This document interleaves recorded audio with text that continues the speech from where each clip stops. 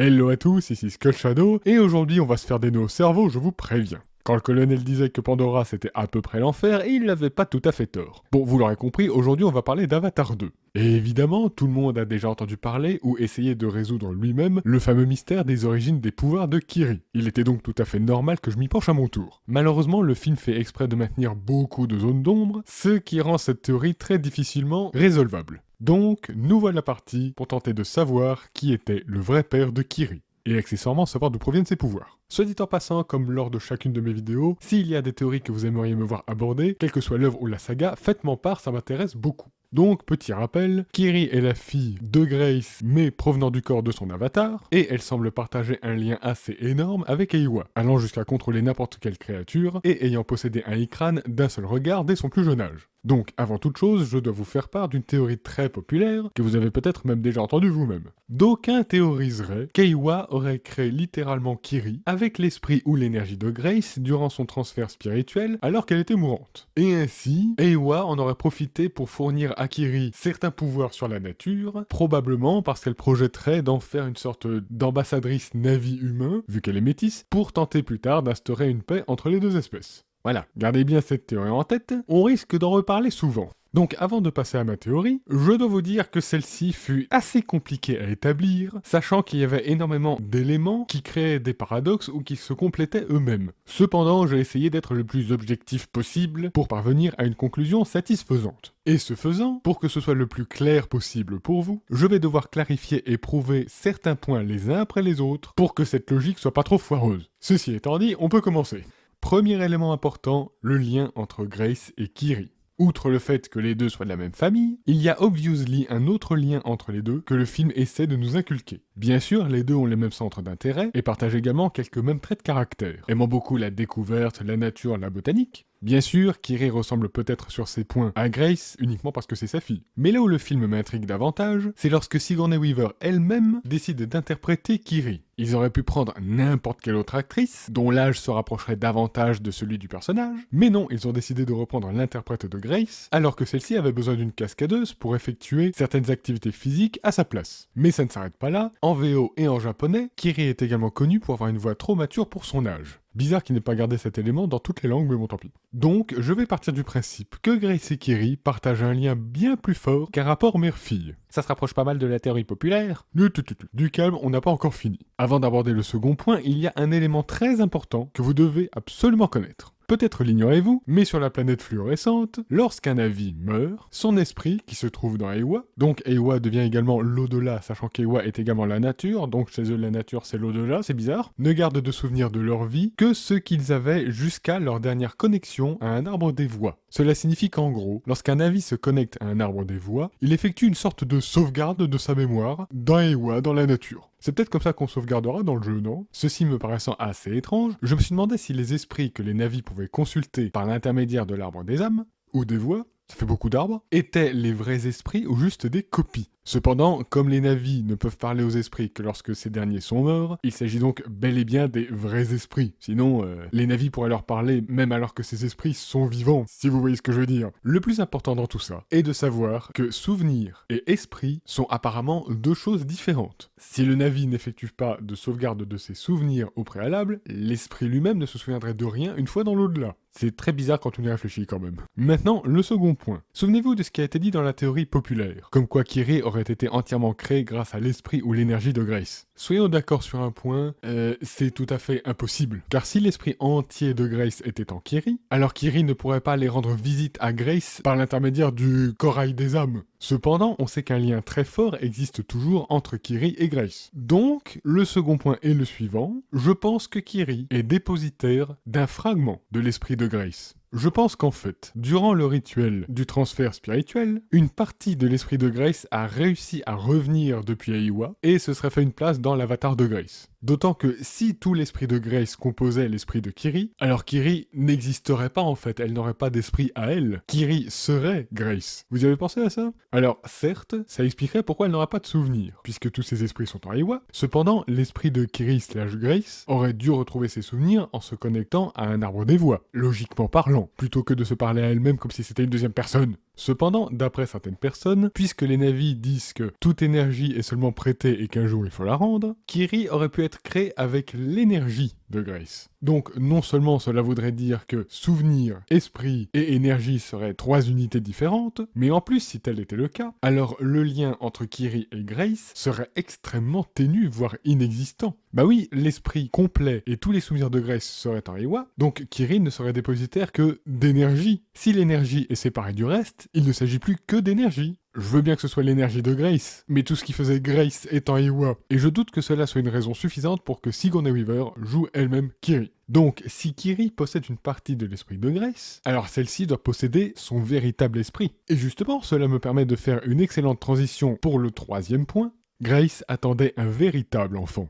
Nous sommes d'accord, si Kiri possède une partie de l'esprit de Grace, alors il existe également un véritable esprit de Kiri. Si véritable esprit de Kiri il y a également une véritable Kiri en chair et en os, et non un être créé entièrement des restes de Grace. Il s'agit là d'un point qui m'a toujours choqué dans la théorie populaire. Comment voulez-vous que l'esprit entier de Grace puisse posséder Kiri si Kiri n'est pas là matériellement parlant, si vous voyez ce que je veux dire, s'il n'y a pas de support biologique? Et honnêtement, je doute beaucoup qu'Eywa ait d'abord créé l'enfant elle-même avec toute l'énergie de Grace, pour qu'ensuite une partie de l'esprit de Grace puisse venir s'y loger. On est d'accord, ce serait extrêmement incohérent et biologiquement discutable. Ou alors, ça voudrait dire que l'énergie est arrivée dans l'avatar de Grace, mais comme il n'y a pas d'esprit dans l'avatar de Grace, l'énergie aurait d'abord créé le corps de l'enfant pour pouvoir s'y loger, mais ça n'expliquerait toujours pas le lien entre Kiri et Grace, je réfléchis vraiment beaucoup trop. Soit dit en passant, pour faire le lien avec le point précédent, comme quoi Kiri aurait pu être créé entièrement avec l'énergie de Grace, si, comme nous pouvons le supposer, il existait déjà réellement le corps de Kiri, alors Eywa n'aurait pas eu besoin de l'énergie de Grace pour créer Kiri. Et même si énergie il y avait, alors pourquoi ne pas juste avoir renvoyé cette énergie dans l'avatar de Grace? Ça aurait quand même été vachement plus simple, il me semble. Je vous avais dit qu'on se ferait des nœuds au cerveau. Après, vous vous demandez peut-être pourquoi j'insiste autant sur le fait qu'il existe un lien entre Kiri et Grace, à part le fait que le film nous le susurre tout le temps à l'oreille. Eh bien parce que cet élément va être très utile pour le 4e point. Les pouvoirs de Kiri et son lien avec Grace sont liés.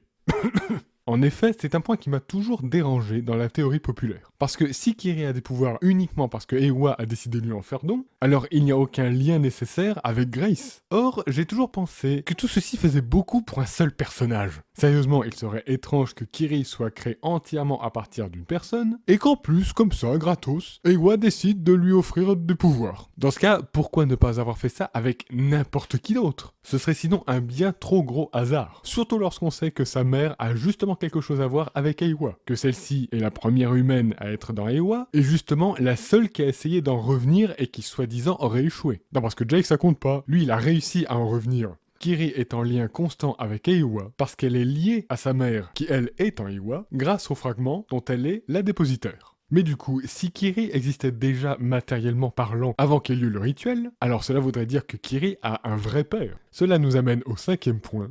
Le père de Kiri serait très probablement un Tokami. Je sais pas trop comment ça se prononce. Vous ne savez pas ce que sont les Taokami? C'est très simple. Les Taokami sont un clan de Na'vi extrêmement savant. Il s'agit du clan qui possède le plus de connaissances parmi tous les clans Na'vi. Ils s'y connaissent beaucoup en chimie et en alchimie, et en plus de ça, partagent un très fort lien avec la nature, puisque si ma mémoire est bonne, ils surveillent son équilibre, et ils s'y connaissent beaucoup en botanique. C'est dire, même pour des Na'vi, ils ont un très fort lien avec Eywa, bien que je doute que ce lien ait quoi que ce soit à voir avec les pouvoirs de Kiri. Bon, reprenons les choses depuis le début. Déjà, il ne vous a jamais paru étrange que Grace tombe enceinte juste après avoir pu renouer avec les Na'vi. Non, parce que je rappelle qu'avant, il y a eu un drame qui ont obligé les Na'vi à couper tout lien avec les humains, et donc Grace ne leur rendait littéralement plus visite, jusqu'au premier film où le lien a pu être renoué grâce à Jake Sully. Alors, si l'avatar de Grace a eu une aventure avec un Na'vi, pour le bien de la science bien entendu, ce Na'vi aurait très bien pu être un Omaticaya. Mais j'en doute un petit peu. Déjà parce que, vu que Grace connaît très bien les Omaticaya, elle aurait du mal à cacher leur liaison. Je veux dire, tout le clan est quand même très communautaire, Jake y a passé littéralement toutes ses journées, et on n'a jamais eu un seul Na'vi qui a pu faire courir le bruit qu'il existait un lien entre Grace et un des leurs. Cependant, nous pouvons voir que dans le comics d'Avatar Adapt or Die, avant le drame qui a obligé Grace à fermer son école et à rompre tout lien avec les Na'vi, on est passé à 2 doigts d'une autre catastrophe, durant lesquelles, après leur premier lien avec les humains, des Na'vi sont tombés gravement malades. Même les avatars tombaient malades. Du coup, dans l'espoir de trouver un remède, Grace et la Masahiko Omatikaya, oui je connais les termes, sont allés rendre visite aux Tokami en espérant qu'avec leur connaissance de la botanique et de la chimie, ils trouveraient un médicament. Du coup, je sais pas trop si Grace a rencontré les Tokami pour la première fois, vu qu'elle en avait déjà entendu parler avant, mais je pense que si elle les avait déjà vus avant, elle aurait continué à leur rendre visite. Donc je pense qu'elle en a juste entendu parler, et c'est tout. Du coup, Grace sait où trouver les Tokami. Donc rien n'aurait pu empêcher Grace, pendant que Jake s'entraînait par Mons et par Vaux, de retourner voir les Tokami en cachette, et de vivre une idylle avec un de ses membres. D'autant que, comme je l'ai dit précédemment, les Tokami sont très forts en botanique. Et qu'est-ce qu'on sait de Grace avant même de la rencontrer dans le film ?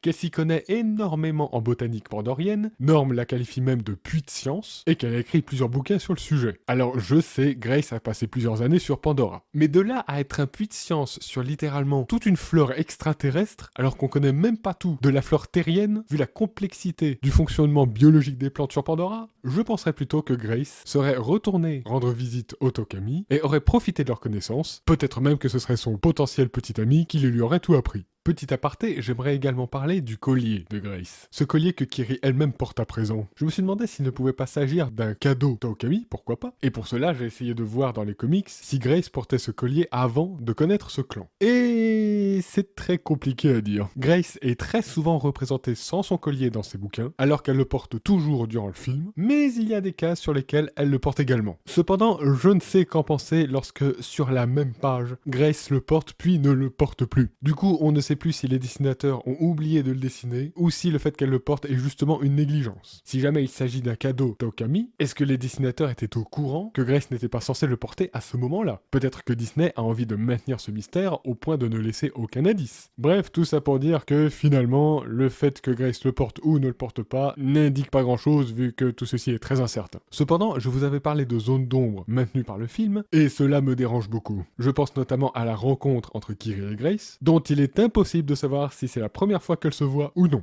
Les arguments qui prouvent que c'est la première fois que les deux se voient. Kiri aurait pu lui poser depuis bien longtemps certaines questions qui la tracassent, et les deux semblent presque choqués quand elles se voient. Elles se sont pas vues depuis si longtemps que ça. Par contre, les arguments qui prouveraient que ce n'est pas la première fois qu'elle se voit, Kiri n'aurait peut-être pas attendu aussi longtemps avant d'essayer de voir sa mère. Bah oui, pourquoi là, tout à coup, vers ses 14 ans, l'envie la prendrait d'essayer de rendre visite à l'esprit de sa mère, alors qu'elle aurait pu le faire bien plus tôt. Qui plus est, Grace sait directement que Kiri est sa fille en la voyant. Qui plus est, elle lui dit directement qu'elle est contente de la voir, et elle lui demande même si elle a des problèmes, comme si elle s'était vue la semaine dernière, quoi. Pourquoi est-ce que je vous parle de ça? Parce que, souvenez-vous, vu que les esprits ne gardent en mémoire que les événements passés jusqu'à leur dernière connexion à un arbre des voix, alors si ce tête-à-tête est le premier, Grace savait donc qu'elle attendait un enfant. Et donc ça apporte de l'eau à mon moulin quant au fait que Kiri avait vraiment un père. Et si jamais ce n'est pas le premier, eh ben ça ne prouve rien, puisque Grace pourrait aussi bien être au courant que avoir été mis au courant par la suite par Kiri. Soit dit en passant, on ne sait absolument pas si une connexion à l'arbre des âmes crée une sauvegarde des souvenirs au même titre qu'une connexion à un arbre des voix. Puisque Grace et son avatar ayant été connectés à l'arbre des âmes, peut-être qu'elles se souviennent d'absolument tout ce qui s'est passé jusqu'à ce moment-là.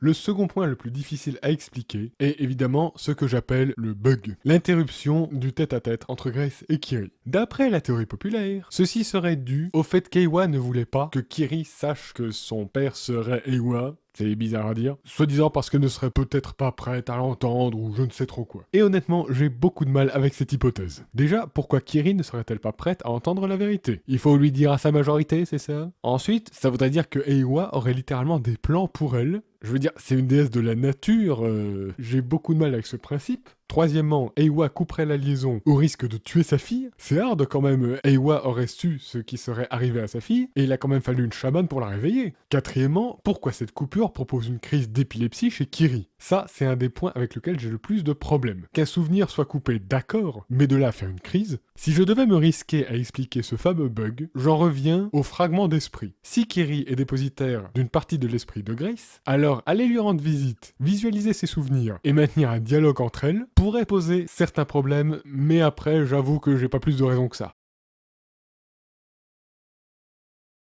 Pourquoi est-ce que la question du père pose autant de problèmes? Pourquoi est-ce que Grace ne répond pas et a cet air désolé? Est-ce qu'elle savait que le fait de poser cette question allait créer une rupture puis une crise chez sa fille? On ne sait pas. Donc voilà, malgré certaines zones d'ombre, je trouve qu'il s'agit là du parcours le plus cohérent qu'on puisse trouver en se basant sur une certaine logique de cet univers. Grace fait connaissance avec le peuple des Tokami, auquel elle va rendre visite pour la science. Elle s'attache à l'un de ses membres, mais à cause d'un drame ne peut plus leur rendre visite. Des années plus tard, grâce à l'intervention de Jake Sully, Grace parvient à renouer avec les Na'vi et surtout avec les Tokami. Peu de temps avant la première attaque des humains contre les Omaticaya, Grace va voir son petit ami Tokami et tombe enceinte, mais par la suite est mortellement blessée, comme on le sait tous, et durant le rituel, son esprit ne parvient pas à revenir depuis Eywa, sauf un petit fragment qui, très affaibli, trouve refuge dans le corps de Kiri. Cette dernière, en grandissant, observe qu'elle a des capacités hors normes, même pour une Na'vi, et comprend également qu'elle entretient un lien très étroit avec Eywa, qui, sans qu'elle ne le sache, est dû au fragment de l'esprit de Grace qui la relie à l'esprit de cette dernière. Ce qui lui permet surtout d'avoir un lien très fort avec Eywa elle-même et d'utiliser des capacités liées à la nature, pourrait-on dire. À se demander si elle ne pourrait pas même contrôler des Na'vi eux-mêmes, vu qu'elle a tout pouvoir sur des êtres vivants. On verra bien ça dans la suite. Nous verrons aussi quelle théorie avait raison, mais comme dit précédemment, vu que le film fait exprès de garder beaucoup de zones d'ombre, c'est très difficile de se prononcer. Voilà, c'est la fin de cette théorie, merci d'avoir regardé jusqu'au bout, et vivement Avatar 3, histoire d'éclaircir un peu ce mystère. Sur ce, je vous remercie encore une fois, et je vous donne rendez-vous pour de prochaines vidéos. Bonne soirée à tous.